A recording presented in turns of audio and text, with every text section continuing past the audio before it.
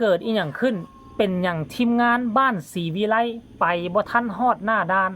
ต้องวกรถกลับคืนมาที่นอนนาคาเฟ่แล้วงานมื้ออื่นเช้า9 โมงจะไปฮอดหรือบ่ท่านผู้ชมคิดว่าแนวใดทักทายสบายดี FC แฟนคลับมดสุผู้สู่คนก็แล้วกันโดยเฉพาะ FC ของน้องธิดาลาวเห็นใส่ชุดสีแดงแล้วนี่นั่นแสดงว่าบ่ได้อยู่ที่สำนักงานเด้อทุกคนตอนนี้หาก็ดำปูดำปลาสำเร็จเสร็จสิ้นมาเรียบร้อยแล้วเดี๋ยวจะเอาให้ทุกคนเบิ่งเด้อนี่นะทุกคนเนี่ยปลานะนี่มีฮอดปลาดงปลาดุกเดี๋ยวจะเอาสิแกะปลาดุกให้เบิ่งเด้อสิเอาปลาดุกให้เบิ่งเด้อนี่ปลาดุกใหญ่ตัวนึงเด้อทุกคนนะเขาได้ปลาดุกใหญ่ตัวนึงแต่ว่ามันยังบ่ทันตุยเถอะคนนี่นะนี่นะโอ้ยนี่ทุกคนเอ้ยก่อนสิไปฟังเรื่องน้องธิดาลาวก็มาโชว์ผลงานก่อนตัวเนี่ยโอ้ยคนเอ้ยบัดสิออกจากน้ำละดันมาเจอมันจึงได้จึงหมานทานผู้ชมเอ้ยแล้วก็ออกมาแล้วก็คิดว่าสิไปฮอดเฮือนฮอดซ่านแล้วก็จึงสิเบิ่งคลิปเบิ่งข้อมูลข่าวสารการเดินทางของลูกบ้านศรีวิไลซันดอกแต่ว่าบ่ทันฮอดบ้านดอกมาเห็นคลิปเห็นข่าวหน้าตื่นตระหนกตกใจหน้าเป็นตาลูโตนหน้าเป็นตาเรือใจแทนรถคันเก่าครั้งที่3พังคือเก่าแล้วครั้งที่1ก็จะไปลาวเนาะครั้งที่2ออกจากเฮือนสิไปทำธุระในเมืองครั้งที่3จะไปลาวยังอยู่ที่สารคามบ่ทันไปฮอดใส่เกิดปัญหาอีกแล้วแสดงว่าเครื่องยนต์รถคันนี้สงสัยว่าบ่รอดและคันซ่อมไปก็ได้คันมีเงินก็ยกจักรใหม่เลยราคาจักรใหม่ก็เกือบแสนแล้วของรถยนต์นะท่านผู้ชม MC แฟนคลับเพราะฉะนั้นแล้วผู้ใดพอมีเงินมีคำก็ซื้อรถเก๋งซื้อรถกระบะมือสองให้กับครอบครัวศรีวิไลก็ได้นะคือว่ารถกระบะมือสองอยู่ทางฝั่งไทยคันเป็นรถวีโก้ก็เนาะรุ่นเอาเก่าเนี่ยก็สิประมาณ 400,000 บาทก็มีตัวคันอยู่ฝั่งลาวนี่ล้านปลายได้ล้าน2ล้าน3รถมือสองคันอยู่ทางฝั่งไทยนี่คันรถรุ่นใหม่ๆวีโก้ออกใหม่ๆนี่ก็น่าจะตกอยู่ประมาณ 700,000รุ่นเอาเก่าใน 400,000 500,000ก็น่าจะมีผู้ใดจะใจดีซัพพอร์ตพอให้ลูกบ้านศรีวิไลพอมีรถขี่แน่หรือว่าสิซัพพอร์ตรถตู้ก็ฮักดีมือสองท่านผู้ชม FC แฟนครับเพราะว่าเห็นหลายครั้งหลายคราวแล้วว่าต้องซื้อว่าโอ้คันค่อยถึกเลขถึกหวยนี่เนาะถึกหวยเงินบาทนี่จัก12-13 ล้านเขาสิฟาดแม่ซื้อให้รถน่ะเอารถตู้จะคันนึงให้ทีมงานบ้านศรีวิไล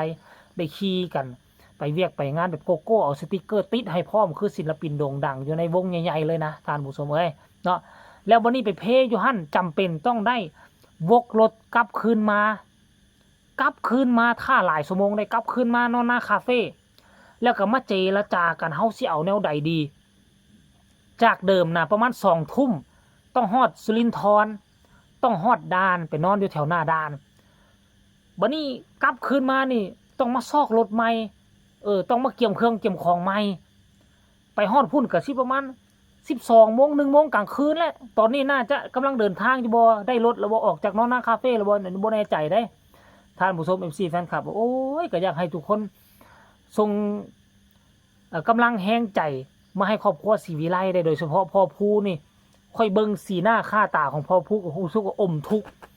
งานมื้ออื่นนี่แนวใดก็ต้องได้ไปแสดงอยู่ลาวเพราะมันเป็นโอกาสดีจะมาโทรแคนเซิลเขาก็บ่ได้แคนเซิลก็บ่ได้แคนเซิลก็บ่ได้เพราะว่าหยัง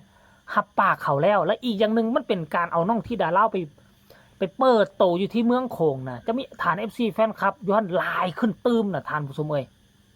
รายละเอียดให้ทุกคนไปส้มคลิปนี้น้ำกันซะคลิปวินาทีที่รถดับไปต่อบ่ได้อยู่กลางทางภาพบรรยากาศมันจะเป็นแนวใดพอผู้เว้าแนวไหนแน่ให้ไปส้มคลิปนี้พร้อมๆกันเลย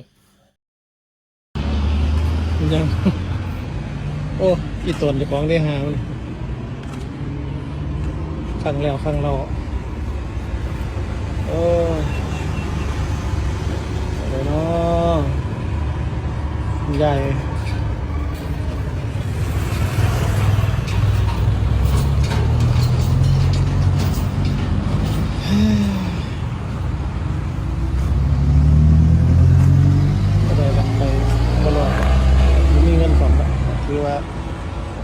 อบนี้คือรอบสุดท้ายแล้วก็จอดเท่านั้นแหละครับผม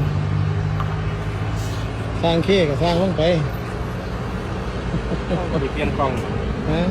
กล่องสำรองคนไหนมา แล้วของเก่ามันเปลี่ยนหรือเก่าหนาคือเก่าตัว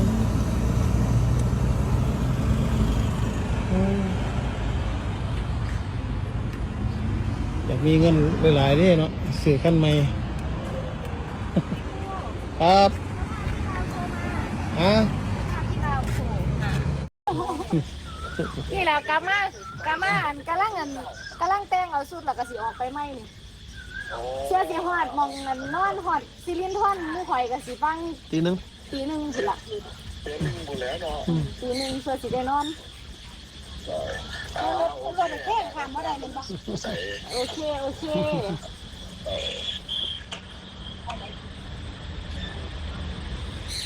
เนี่ยเอาลงบ่ได้นี่นะสิมาเปิดให้ฟังสี่เนาะเสียดายเชื่อให้ค้าซ้ำอีกแล้ว